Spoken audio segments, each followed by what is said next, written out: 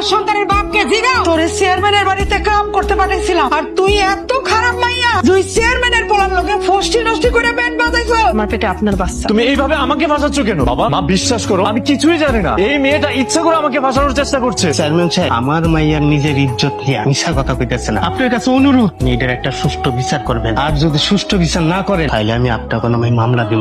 শুনছো, মামলা করলে তো আমরা অনেক বড় বিপদে পড়ে যাবো, পরে আবার জেল হাজতে যেতে হবে সবার। দেখো সোনাই মিয়া, তোমাকে মামলা করতে হবে না। আমার এই অপদার্থ ছেলের জন্য আমি আমার মান সম্মান নষ্ট করতে চাই না। সমাজে আমার একটা ইজ্জত আছে। আমার ছেলে যেহেতু অন্যায় করছে, ওর একটা শাস্তি অবশ্যই হবে। আর ওর শাস্তি একটাই, ও তোমার মেয়েকে বিয়ে করবে।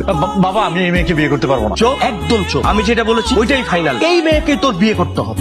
তুমি এত জঘন্য, এতটা নি। আরে তোর তো আমি ভালো মেয়ে ভেবেছি, তোর প্রতি আমার ভালোবাসা কাজ করেছিল। আর তুই কিনা একটা নষ্ট মেয়ে, কার না কার সাথে নোংরামি করে পেটে বাচ্চা নিয়ে আমার ঘরে চাপিয়ে দিয়েছিস। আরে তোর বিবেকে কি একটা করার জন্য পাবে না যে আমার মতো একটা মানুষের ঘরে চাপিয়ে দিতে, আমাকে ফাঁসাতে? দেখ এখনো সময় আছে, সত্যি করে বল তোর পেটের সন্তানটা কার? আমি তো আপনারে কইলাম এই বাচ্চার বাবা আপনি।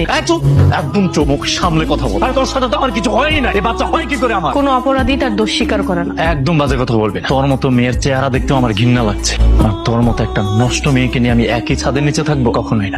দাম বুঝছিস না? বেরো বেরো বেরো আমার বাসা থেকে। নষ্ট মাইয়া, এখন উপায় কি হইব? দিলি তো সব ধ্বংস কইরা, আমরা সমাজে মুখ দেখাবো কেমনে? আরে আমি তো তোরে ভালো লেগে পাঠিয়েছিলাম, কাজ করবি, দুইটা পয়সা পাবো, শান্তিতে থাকতে পারো, সেটা তো তুই থাকতে দিলি না। সি সি সি সি সি, তুই কামের কথা কইয়া এরকম একটা জঘন্য কাম কইরা আমি, এটা তো আমি ভাবতেও পারি নাই। ছি, তুই এত খারাপ মাইয়া। আরে তোর মতো খারাপ চরিত্রের মাইয়ারে তো মানুষও জায়গা দিব না। যাই আকাম কুকাম করছস, ওরা তোরে বিয়াটা করাইলো, তারপরেও তুই ওই বাড়িতে টিকতে পারলি না। খেদে দিল সুর করে আবার এই বাড়িতে নির্লজ্জের মতো মায়া করলি। চুপ করো মা, আর একটা খারাপ কথা তুমি আমারে নিয়ে কইবা না। তুমি ছোটবেলা থেকে যখন মুখে যা ইচ্ছে তুমি আমারে তাই কয়ে গেছো। আমি কোনোদিন তোমার প্রতিবাদ করি নাই। কেন কই নাই তুমি জানো? কারণ আমি সবসময় তোমার নিজের মা মনে করতাম। আর তুমি কোনোদিন আমার নিজের মায়ের মনে করছো? সবসময় তুমি আমার লগে সৎ মায়ের মতো ব্যবহার করছো। আজকে যদি আমার মা বাইসা থাকতো, কোনোদিন আমার লগে এমন খারাপ কথা কইতে পারতো? আমার এই কষ্টের সময় একটু হইলেও তো আমার কষ্টটা বুঝতো। কি কইলি? সৎ মা কারে কয় তুই জানো? আমি যেহেতু সৎ মায়ের মতন ব্যবহার করি, তাইলে এখন থেকে সেটা বেশি করে করো। তুমি তো করবাই, কারণ আমার লিগা কোনোদিন তো তোমার মনে দয়া মায়া জন্মাই নাই। আমার যেহেতু কোনো দয়া মায়া নাই, আমি কারো লেগা কোনো দয়া মায়া দেখাইতেও চাই না। এই কলঙ্কিনী,